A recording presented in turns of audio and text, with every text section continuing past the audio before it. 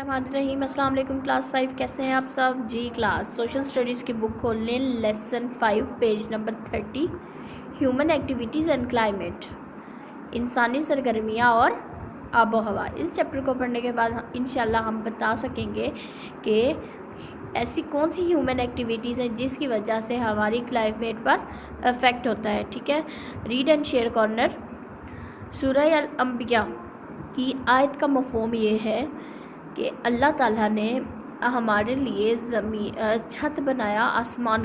आसमान को हमारे लिए अल्लाह ताला ने एक छत बना दिया, लेकिन फिर भी लोग अल्लाह की निशानियों से मुंह फेरते हैं। रीडिंग शुरू करते हैं। ग्रीन हाउस, आपको पता है ग्रीन हाउस क्या है? ये पिक्चर देखें, ये ग्रीन हाउस है। ठीक है, ये हमारे पास ग्लास से बना होता है। इसके अंदर सूरज की गर्मी आ तो जाती है, यानी सूरज की किरणें अंदर आ जाती हैं, सूरज की गर्मी हो जाती है, लेकिन इससे बाहर नहीं जा सकती। ठीक है, फिर सूरज की गर्मी से हम इसके अंदर फल और पौधे वगैरह उगा लेते हैं जी। ऐसे मुल्कों में जहाँ की आबो हवा ठंडी होती है, कोल्ड क्लाइमेट वाले इलाकों में लोग स्मॉल ग्रीन हाउस बना लेते हैं, जहाँ पर वो अपने लिए प्लांट्स उगा सकते हैं। सनलाइट इंटर्स द ग्रीन हाउस, यानी सूरज की किरणें अंदर आती हैं और इंक्रीज द टेम्परेचर इनसाइड, और उसके अंदर का टेम्परेचर बढ़ा देती है। The glass house traps the heat, यानी ग्लास हाउस जो होता है वो हीट को ट्रैप कर लेते हैं, लेकिन उसे एस्केप करने नहीं देता। किसको? सनलाइट को। सनलाइट वापस बाहर नहीं जा सकती। सो ड्यूरिंग विंटर, सर्दियों में इसलिए इसके अंदर या ये गर्म रहता है, उस वक्त भी बहुत गर्म रहता है जबकि बाहर बहुत सर्दी हो। The glass house is called a green house, glass house को हम ग्रीन हाउस कहते हैं। नेक्स्ट टॉपिक है हमारे पास, earth is like a greenhouse, हमारी ज़मीन भी ग्रीन हाउस की तरह है। The earth is wrapped in a blanket of gases, यानी अर्थ की सराउंडिंग्स में हमारे पास बहुत सी गैसेस हैं जिसको हम एटमॉस्फेयर कहते हैं।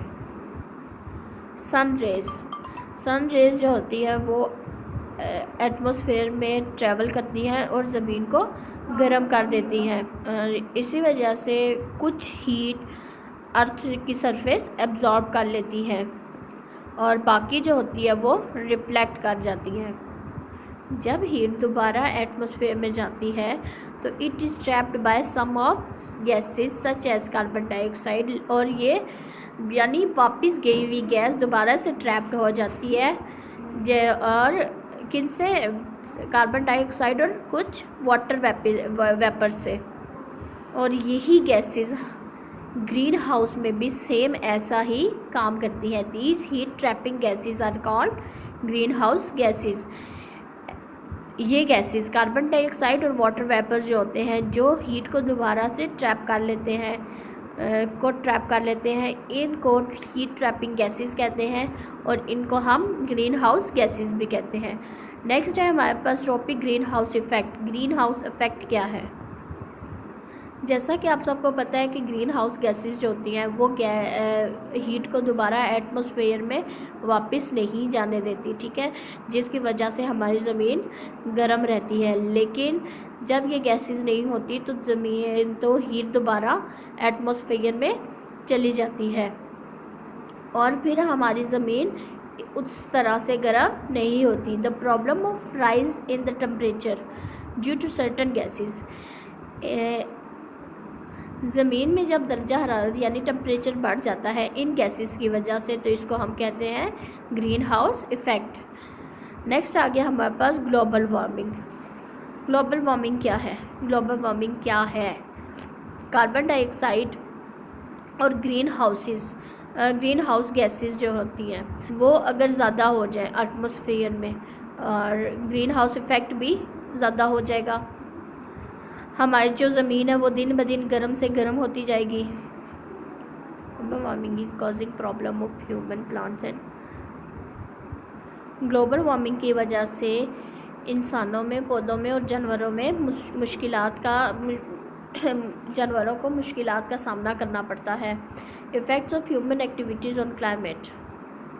जी क्लास, आज के दौर में हर इंसान अपनी ज़िंदगी में कंफर्टेबल रहना चाहता है और इसके लिए वो बहुत सी एक्टिविटीज़ करता है ताकि वो अपनी ज़िंदगी आराम और सुकून से गुजार सके। लेकिन हमें इस बात का बिल्कुल भी अंदाज़ा नहीं होता कि हमारी जो एक्टिविटीज़ है क्या वो माहौल पर नेगेटिव तो असरअंदाज नहीं हो रही थी, लेकिन फिर भी सम एक्टिविटीज़ ऐसी हैं हमारी जिसकी वजह से ग्रीन हाउस गैसेस की अमाउंट हमारे एटमॉस्फेयर में बढ़ रही है, जो कि हमारे लिए नुकसानदेह है। सबसे पहले जो हमारी एक्टिविटी है वो है कटिंग डाउन ट्रीज़। हम जंगलात की कटाई कर रहे हैं। आप सबको पता है कि हम पौधों से ही ऑक्सीजन लेते हैं और अपनी जो कार्बन डाइऑक्साइड हवा में छोड़ते हैं वो पौधे या दरख्त एब्जॉर्ब कर लेते हैं।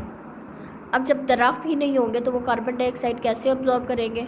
तो इसलिए कार्बन डाइऑक्साइड की अमाउंट इंक्रीज़ हो रही है। फिर आगे हमारे पास fossil fuels such as coal, oil and gas. ये सारी चीज़ें हम जो है वो कार्स, बसेस, एरोप्लेन, शिप्स और फैक्ट्रीज़ वगैरह में इस्तेमाल करते हैं। इनकी बर्निंग की वजह से कार्बन डाइऑक्साइड की अमाउंट ज़्यादा हो जाती है एटमॉस्फेयर में और फिर वापस से हमारे पास वही प्रॉब्लम आ जाता है। यहाँ पर हमारा आज का लेक्चर कंप्लीट होता है। अगर आपको कुछ समझना है तो पूछ लीजिएगा। अल्लाह हाफ़िज़ class. Thank you so much.